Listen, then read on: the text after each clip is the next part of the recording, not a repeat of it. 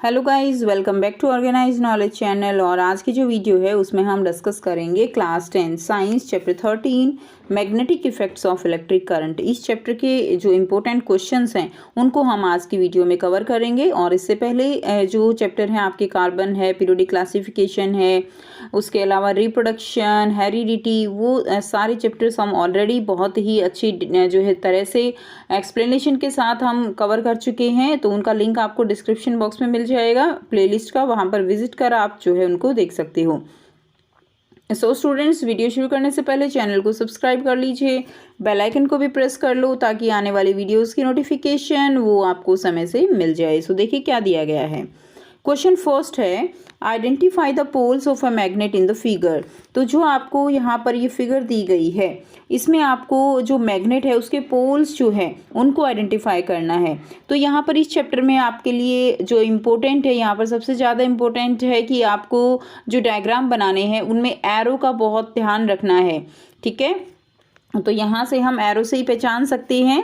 देखिए ये जो होगा ये हमारा नॉर्थ पोल रहेगा और ये साउथ रहेगा। तो हमने कैसे आइडेंटिफाई किया? हमने आइडेंटिफाई किया कि जो यहाँ पर मैग्नेटिक लाइंस जो अराइज हो रही हैं वो उनकी जो डायरेक्शन है वो इस तरह से है। और हमेशा मैग्नेटिक लाइंस नॉर्थ पोल से अराइज होती हैं एंड साउथ पोल पे जो है क्या हो जाती है, उनकी मार्चिंग हो जाती है आउटसाइड द मैग्नेट।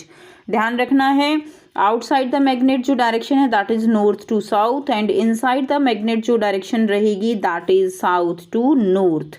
इस चीज को आपको ध्यान रखना है।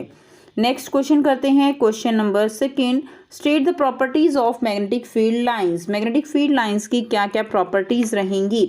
इंपॉर्टेंट क्वेश्चन है। सो आंसर रहेगा field lines emerge from north pole and merge at the south pole. ठीक है, फील्ड लाइंस जो है वो नॉर्थ पोल से एमर्ज होती हैं एंड मर्ज हो जाती हैं at the south pole. Inside the magnet the direction of field lines is from its south pole to north pole, जो हमने अभी जो है डिस्कस किया। Second, the magnetic lines are close curve. तो मैग्नेटिक लाइंस जो है वो कैसी होती हैं? क्लोज कर्व होती हैं। एंड थर्ड कैरेक्टरिस्टिक जो है मैग्नेटिक फील्ड लाइंस की, that no two field lines intersect each other. कोई भी दो फील्ड लाइंस जो है वो एक दूसरे को इंटरसेक्ट नहीं करेंगी, क्योंकि जहां पर भी वो इंटरसेक्ट करेंगी उनकी जो है टू डायरेक्शंस हो जाएंगी। If they do so it would mean that at the point of intersection magnetic field has two direction which is not possible. Now question number third है, कोशिश कीजिए स्टूडेंट्स आप इसको, जैसे अभी आप वीडियो देख रहे हो तो साथ साथ इसको समझ के और याद करने की कोशिश कीजिए। आप अगर आपको कॉन्सेप्ट क्लियर होता है, आपको अच्छे से समझ में आ जाते हैं क्वेश्चंस, तो आप बहुत अच्छे से उनको जो है फ्रेम कर सकते हो। Two magnetic lines never intersect each other, give reason. तो जस्ट अभी हमने इसका आंसर किया और इम्पोर्टेंट क्वेश्चन है ये 2 मार्क्स के लिए। No two field lines intersect each other. If they do, it would mean that at the point of intersection magnetic field has two direction, which is not possible. तो जो दो field lines है वो एक दूसरे को इंटरसेक्ट नहीं करती हैं। अगर वो ऐसा करेंगी इट मीन्स कि जहाँ पर भी वो इंटरसेक्ट करेंगी उनकी टू डायरेक्शंस हो जाएंगी, जो कि पॉसिबल नहीं है। Now question number 4 is right hand thumb rule and its application. तो इंपॉर्टेंट क्वेश्चन है, राइट हैंड थंब रूल क्या है? It is the convenient way to find the direction of magnetic field lines due to a current carrying conductor. तो magnetic field lines जो है एक current carrying conductor में किस direction में अराइज होंगी उसका पता हम राइट हैंड थंब रूल से लगाते हैं। Imagine that you are holding a current carrying straight conductor in your right hand. तो राइट हैंड में मान लीजिए आपने कंडक्टर पकड़ा हुआ है एंड जो थंब है आपका वो ऊपर की तरफ जो है डायरेक्शन करंट को रिप्रेजेंट करता है। आप साथ साथ इसको जो है इमेजिन करके भी देख सकते हो। ऊपर की तरफ जो है आपका थंब है। अब आप जब अपनी फिंगर्स को रैप करोगे then your fingers will wrap around the conductor in the direction of the field lines of the magnetic field. आप अपनी जो फिंगर्स है उनको रैप करोगे तो जिस डायरेक्शन में आप रैप करते हो वही डायरेक्शन क्या होगी? मैग्नेटिक फील्ड की डायरेक्शन रहेगी। Now question number 5 is a current through a horizontal power line flows in east to west direction. What is the direction of magnetic field at a point directly below it and at a point directly above it? So a current through a horizontal power line flow in east to west direction. जो current है वो flow कर रहा है east to west direction में। तो magnetic field की जो डायरेक्शन है, ठीक है, अबो और बिलो जो है आपको बताना है। So the current is in the east west direction applying the right hand thumb rule. अगर हम अबो प्लेन की बात करें तो वो नॉर्थ टू साउथ रहेगी, अगर हम बिलो प्लेन की बात करें तो वो साउथ टू नॉर्थ रहेगी। ठीक है, आप अप्लाई करके देख सकते हो यहाँ पर right hand thumb rule. Now question number 5 is how is the direction of the magnetic field at a point determined. Magnetic field की जो डायरेक्शन है किसी भी पॉइंट पे उसको हम कैसे डिटरमाइन करते हैं। Direction of magnetic field is determined by a compass needle. तो कंपास निडल से हम उसको डिटरमाइन कर सकते हैं। The direction of magnetic field is towards the north pole of the compass needle at a point. Now question number 6 is state the rule to determine the direction of a force experienced by a current carrying straight conductor placing in a magnetic field which is perpendicular। काफ़ी important question है and आपको बताना है force experienced bye अ current carrying conductor अगर उसको किसी भी magnetic field में रख दिया जाए जो कि उसके परपेंडिकुलर है। सो इसका आंसर रहेगा Fleming left hand rule. Fleming left hand rule से हम पता लगा सकते हैं। स्टेटमेंट क्या रहेगी, you have to stretch the left hand such that the thumb, first finger and the central finger are mutually perpendicular to each other। तो आपको अपना जो लेफ्ट हैंड है वो जो स्ट्रेच करना है उसमें जो थंब है, फर्स्ट फिंगर है, सेंट्रल फिंगर है, वो तीनों ही एक दूसरे के म्यूचुअली परपेंडिकुलर हों। If the first finger point in the direction of the magnetic field and the central finger point in the direction of current. First finger किसकी डायरेक्शन बता रही है, मैग्नेटिक फील्ड की। सेंट्रल फिंगर जो है वो current की डायरेक्शन बताएगी। Then the thumb will point in the direction of motion. तो जो थंब है वो किसकी डायरेक्शन बताएगा, वो मोशन की डायरेक्शन बताएगा। इसको आप याद कर सकते हो, फादर मदर चाइल्ड। ठीक है, फादर यानी जो थंब है उसको वो फादर यानी एफ से फोर्स हो जाएगा, एम से मैग्नेटिक फील्ड हो जाएगा यानी 4 फिंगर, और सी से करंट यानी middle finger. Now question number 7 is draw label diagram of N electric motor. काफ़ी इंपॉर्टेंट क्वेश्चन है स्टूडेंट्स, आपको इसका डायग्राम जो है वो ड्रॉ करना है। ठीक है, तो इसका प्रिंसिपल भी आपको बहुत इंपॉर्टेंट है जो याद करना है। तो नॉर्थ साउथ ये मैग्नेट हो गई। ठीक है, ये जो है कॉयल है और इस तरह से स्प्लिट रिंग्स जो है इसमें लगी हुई हैं and these are X Y brushes. P Q जो है स्प्लिट रिंग्स हैं, this one is axle and ये जो है क्या है, बैटरी लगी हुई है and this is key. Clear. और इस तरह से जब इसमें करंट फ्लो कराया जाता है तो जो मोशन है वो होती है इसके अंदर। और यहाँ से एक और क्वेश्चन जो है इम्पोर्टेंट है कि जो बीसी कॉयल है, जो बीसी है, ठीक है, ये वाला, तो ये टर्निंग फोर्स जो है इसमें क्यों नहीं होता, क्योंकि टर्निंग फोर्स इसमें एक्ट नहीं होता बिकॉज ये क्या है, पैरेलल है किसके, नॉर्थ टू साउथ जो मैग्नेटिक फील्ड है, मैग्नेटिक फील्ड के पैरेलल करंट यहाँ पे जाता है बीसी में। ठीक है, जिसके कारण ये टर्निंग फोर्स जो है इसके ऊपर नहीं लगता है। Now question number 8 is right working principle of electric motor. Electric motor का वर्किंग प्रिंसिपल आपको लिखना है। So it works on the principal that when a current carrying conductor placed in magnetic field it experience force. तो इसी principal पे काम करती है मोटर की। जब करंट कैरिंग कंडक्टर को मैग्नेटिक फील्ड में रखा जाता है, ठीक है, तो क्या होता है, उसके ऊपर एक फोर्स लगता है। Question number 9 is right the function of the following. तो ये जो फंक्शन है इनके काफ़ी बार आपसे पूछे जाते हैं जो कि इंपॉर्टेंट है।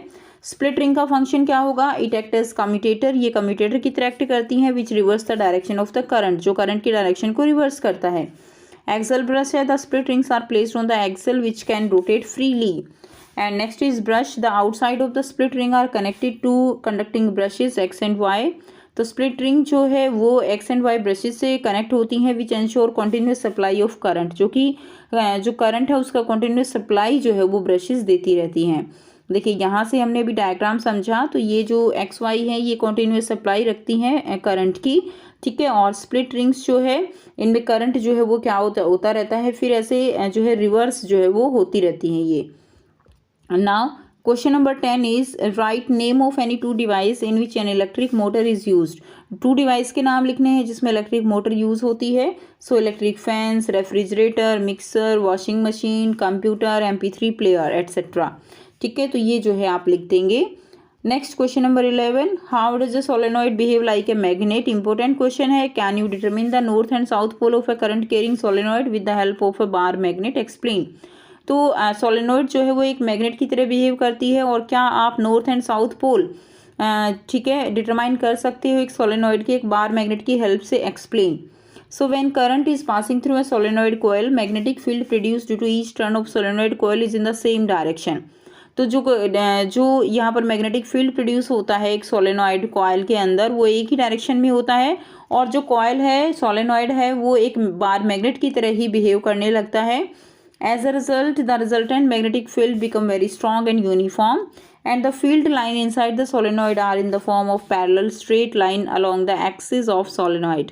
ठीक है, जो फील्ड लाइन्स है सोलेनॉइड के अंदर वो जो है पैरेलल स्ट्रेट लाइन्स हैं, and thus the solenoid behave like a bar magnet. One end of the solenoid behave as magnetic north pole while the other end behave as south pole. एक तो जो पोल होगा वो नॉर्थ पोल की तरह act करेगा और एक जो है वो साउथ पोल की तरह एक्ट करेगा, तो ये नॉर्थ पोल ये साउथ पोल। अब बार मैग्नेट की हेल्प से हम कैसे पता लगा सकते हैं, जब हम बार मैग्नेट को नॉर्थ पोल को इसके एक के पास लेकर आएंगे तो जो हिस्सा रिपेल करेगा, मान लीजिए नॉर्थ पोल जो है बार मैग्नेट का नॉर्थ पोल आप इस तरफ लेकर आ रहे हो तो और ये भी नॉर्थ होगा, तो ये क्या होगा, ये रिपेल करेगा और इस तरफ ये क्या करेगा, ये अट्रैक्ट करेगा, जिससे हम पता लगा सकते हैं कि कौन सा जो पोल है सोलेनॉइड का वो नॉर्थ की तरह एक्ट कर रहा है और कौन सा साउथ की तरह। नाउ क्वेश्चन नंबर 12, मैं आपको बताऊंगी एक न्यू ऐप के बारे में जो स्टूडेंट्स में काफी जल्दी पॉपुलर होती जा रही है। चाहे कोई क्वेश्चन हो, कोई डाउट हो या कोई कॉन्सेप्ट ना समझ आए, बोर्ड्स हो या जी नीट, पढ़ाई में कोई भी दिक्कत आ रही हो तो उसका सॉल्यूशन है फिलो ऐप। अपने डाउट्स को किसी भी टाइम क्लियर करें इन दीज 3 इजी स्टेप्स। सबसे पहले इस ऐप को प्ले स्टोर या ऐप स्टोर से डाउनलोड कर लें, अपने फोन नंबर से इजीली साइन अप कर लें, अपने क्वेश्चंस का पिक्चर लें या उसे टाइप करके सबमिट करें और फिलो आपको 60 सेकेंड्स में इंडिया के टॉप एक्सपर्ट से लाइव कॉल पे कनेक्ट कर देगा। आपके क्वेश्चन में आप कहना चाहते हैं कि बल्ब की पावर कितनी है। अगर बल्ब जो है वो 220 वोल्टेज पर ऑपरेट हो रहा है, राइट। इस बैटरी का जो वोल्टेज है वो आपको गिवन है 220। तो ये आपको सिंपल रिलेशन हो गया यहाँ पर। अब अगर कोई आपको और डाउट है तो बताइए। So guys, it's just simple. Have any question? Just ask Philo. You can get 10% off by referral code OKE001. इस ऐप का डाउनलोड लिंक नीचे डिस्क्रिप्शन में दे दिया गया है. So just download Philo now. Well, what is the force experienced by a current carrying conductor placed in a magnetic field largest? So answer रहेगा the force experienced by a current carrying conductor placed in a magnetic field is largest when the current carrying conductor is placed in a direction perpendicular to that of magnetic field. तो largest जो है कब force experience होता है, जब जो है क्या होते हैं, perpendicular होते हैं magnetic field जो है current वो आपस में क्या होते हैं, these are perpendicular to each other। ठीक है, नेक्स्ट देखिए question number 13, a coil of insulated copper wire is connected to a galvanometer. Insulated copper wire जो है वो गैल्वेनोमीटर से कनेक्ट की गई है। What will happen if a bar magnet, क्या होगा अगर हम बार मैग्नेट जो है उसको पुश करते हैं कॉपर वायर की जो कॉइल है उसके अंदर, ठीक है। एंड सेकंड सिचुएशन है अगर हम उसको विड्रॉ करते हैं फ्रॉम इनसाइड द कॉइल, उसको ऐसे बाहर निकालते हैं। एंड थर्ड कंडीशन है held stationary inside the coil. और काफ़ी इंपॉर्टेंट क्वेश्चन है ये आपके लिए और बहुत ईजी भी है, ठीक है। तो मान लीजिए ये कॉइल है, इसके अंदर जब हम बार मैग्नेट को एकदम पहले तो एक बार अंदर लेकर जाते हैं, फिर बाहर निकालते हैं और एक बार जो है बिल्कुल ऐसे स्टेशनरी छोड़ देते हैं, तो जो ऑब्जर्वेशन है वो आपको यहाँ पर बतानी है। So a current induces in a solenoid if a bar magnet is moved relative to it. एक करंट जो है इंड्यूस होता है, करंट प्रोड्यूस होता है, इसको हम क्या कहते हैं, इंड्यूस्ड करंट कहते हैं। And this is the principle of electromagnetic induction. So when a bar magnet is pushed inside a coil of insulated wire, a current is induced momentarily in the coil. Coil के अंदर current produce होगा। As a result, the needle of the galvanometer deflect momentarily in a particular direction. जो galvanometer की जो needle होगी वो एक direction में एक मोमेंट के लिए ऐसे क्या कर जाएगी, उसके अंदर जो है डिफ्लेक्ट हो जाएगी। अब सेकंड सिचुएशन क्या है कि जब हम बार मैग्नेट को मान लीजिए एक बार हम अंदर लेकर गए कॉइल के अंदर और अब सेकंड सिचुएशन क्या है, हम उसको बाहर निकाल रहे हैं, तो उस समय भी क्या होगा, गैल्वेनोमीटर की जो निडल है उसमें डिफ्लेक्शन होगी। लेकिन अब की बार जो गैल्वेनोमीटर की जो डिफ्लेक्शन है वो ऑपोजिट डायरेक्शन में होगी। पहले इस डायरेक्शन में हुई तो नेक्स्ट टाइम इस डायरेक्शन में होगी, ठीक है। जो करंट प्रोड्यूस होगा उसकी डायरेक्शन अपोजिट हो जाएगी। नाउ थर्ड सिचुएशन क्या है कि अगर आपने उसको स्टेशनरी रख दिया यानी मूवमेंट ही नहीं हो रही है, तो उस समय क्या होगा, करंट इंड्यूस्ड करंट प्रोड्यूस नहीं होगा, there will be no induced current in the coil and hence galvanometer will show no deflection. और जो निडल होगी वो किस पर होगी, वो 0 पर रहेगी, ठीक है। It will show no deflection. तो ये जो है आपका यहाँ पर रहेगा। तो ये स्टूडेंट्स आपके चैप्टर 13 जो है आपका मैग्नेटिक जो है magnetic effect of electric current, तो काफ़ी इंपॉर्टेंट क्वेश्चन है ये और सारे क्वेश्चंस आपके एग्जाम पॉइंट ऑफ व्यू से इम्पोर्टेंट हैं और उम्मीद करती हूँ आपको सारे क्वेश्चन समझ में आए होंगे। और अगर आपको वीडियो अच्छी लगी तो अपने जो फ्रेंड्स हैं उन सबके साथ भी शेयर कीजिए, ताकि उनको भी इस चीज़ का बेनिफिट जो है वो मिल सके और उनकी भी हेल्प हो सके। So thanks for watching. मिलते हैं नेक्स्ट वीडियो में इसी तरह के कुछ और इम्पोर्टेंट क्वेश्चंस के साथ। Take care, have a nice day.